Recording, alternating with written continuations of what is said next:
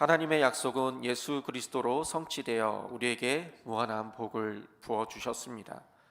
그러면 예수님을 믿어서 하나님의 복을 누리게 된 우리는 이 땅에서 살아갈 때에 어떻게 살아가야 할까요?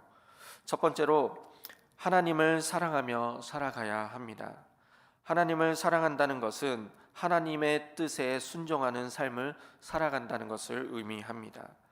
하나님의 뜻과 상관없이 자기 마음대로 사는 것은 하나님을 사랑하는 삶일 수 없다는 것을 의미하는 것입니다. 39절 말씀에 보면 우리 조상이 모세에게 복종하지 아니하고자 하여 거절하며 그 마음에 도리어 애굽으로 향하여라고 말씀하고 있습니다.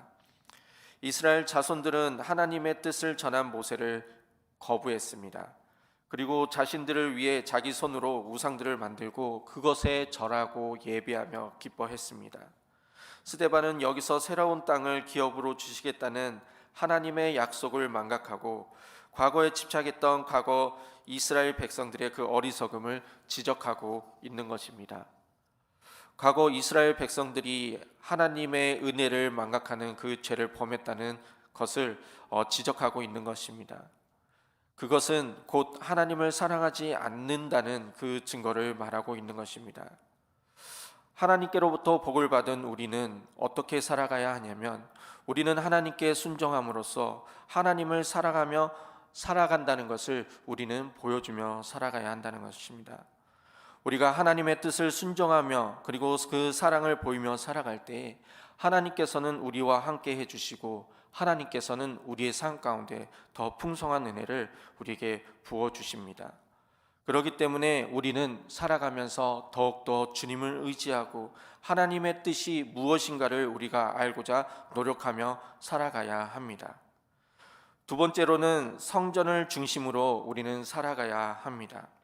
44절 말씀에 보면 광야에서 우리 조상들에게 증거의 장막이 있었으니 이는 모세에게 말씀하신 이가 명하사 그가 본 그 양식대로 만들게 하신 것이라 라고 말씀하고 있습니다. 여기서 증거의 장막이라는 것은 모세가 하나님으로부터 받은 십계명을 새긴 그 두 개의 돌판을 이야기합니다. 그 장막 안에 보관했기 때문에 이렇게 붙여진 명칭입니다. 이 장막은 또한 하나님께서 직접 임재하셔서 백성들과 교제를 나누셨기 때문에 회막으로 불리기도 했었습니다.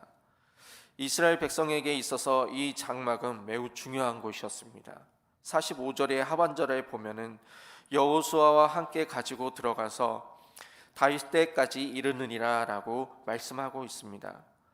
모세의 뒤를 이어서 이스라엘의 지도자가 된 여호수아 역시 가나안 땅을 정복하고 그 장막을 가지고 다녔다는 그 말입니다. 이 장막은 이스라엘의 중앙에 위치해서 항상 그들 가운데 계신 하나님의 임재를 바라보고 살아왔습니다. 특별히 오늘 본문의 바다라는 그 단어에 우리는 함께 주목했으면 좋겠습니다. 이 바다는 물려받다, 상속으로 계승하다라는 뜻을 가지고 있는 단어입니다. 그렇기 때문에 장막이 여호수아 시대에만 이루어진 것이 아니라 모세가 하나님께로부터 율법을 받은 그 초창기 때부터 다윗의 시대까지 계속 이어져 내려왔다는 것을 우리는 이 단어를 통해서 알 수가 있습니다. 이것은 곧 이스라엘 백성들이 항상 장막을 중심으로 성막을 중심으로 살아왔다는 것을 우리는 알 수 있는 것입니다. 이처럼 하나님으로부터 복을 받은 우리들은 성전 중심으로 살아가야 합니다. 왜냐하면 성전은 하나님이 임재하는 그 상징이기 때문입니다. 우리가 항상 성전 중심으로 살아간다면 하나님은 항상 우리의 마음속에 우리의 영혼에 찾아와 주시고 우리 속에 임재해 주십니다. 그리고 그 우리 안에 임재하시는 그 하나님이 우리의 삶 가운데 참 평안을 부어 주신다는 것입니다. 사랑하는 성도 여러분, 우리가 살아가면서 우리가 더욱더 주님 전에 나와 주님을 찾고 주님과 동행하며 주님께 간구하며 주님이 주시는 그 참 평안을 누리며 살아갈 수 있는 우리의 삶이 되기를 소망합니다. 세 번째로는 성령님을 따르며 살아가야 합니다. 51절의 말씀을 보면 목이 곧고 마음과 귀의 할례를 받지 못한 사람들아 너희도 너희 조상과 같이 항상 성령을 거스르는 도다라고 말씀하고 있습니다. 지금까지 스데반은 청중들의 마음을 자극시키는 표현을 사용하지 않았습니다. 그런데 갑자기 본문에서 청중들을 자극하는 그 표현을 사용하고 있습니다. 이것은 아주 극적인 효과를 가져왔습니다. 특히 스데반은 하나님을 거역한 자들에 대해 즐겨 사용된 구약적 표현들을 사용함으로써 그의 설교를 듣고 있는 청중들도 그와 같은 부류에 포함되어 있다는 것을 의미를 시켰습니다. 즉 금송아지를 숭배하며 배교했던 과거의 이스라엘 조상들에게 임한 하나님의 심판이 지금 성령의 말씀을 듣고도 회개하지 않은 완악한 마음을 갖고 있는 유대인들에게도 동일하게 내려지게 될 것이라는 그 심판을 선포하고 있는 것입니다.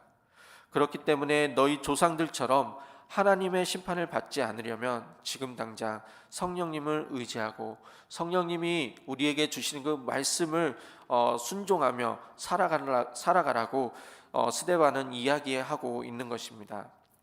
성령님은 보혜사이시며 그리고 진리의 영으로서 우리와 함께 하시는 분입니다. 우리의 길을 인도해 주시는 분입니다. 그렇기 때문에 우리가 성령님을 의지하며 그 음성에 귀를 기울이고 살 때에 우리는 이 세상 가운데서 참된 승리를 얻으며 살아갈 수가 있다는 것입니다. 사랑하는 성도 여러분, 우리는 하나님으로부터 복을 받은 사람들입니다. 그렇기 때문에 우리는 이 땅을 사는 동안 하나님을 사랑하고 성령 중심으로 살아가며 또 성령님을 의지하며 살아가야 합니다.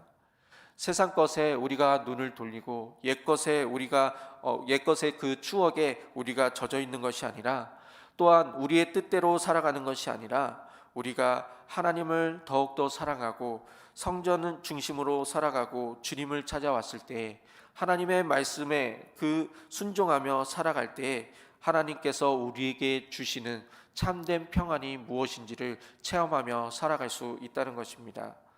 우리가 더욱더 주님과 동행하며 우리의 삶을 어떻게 살아가는가에 대해서 더욱더 우리가 생각하며 하나님과 동행하는 삶을 살아가는 우리의 삶이 되기를 소망합니다.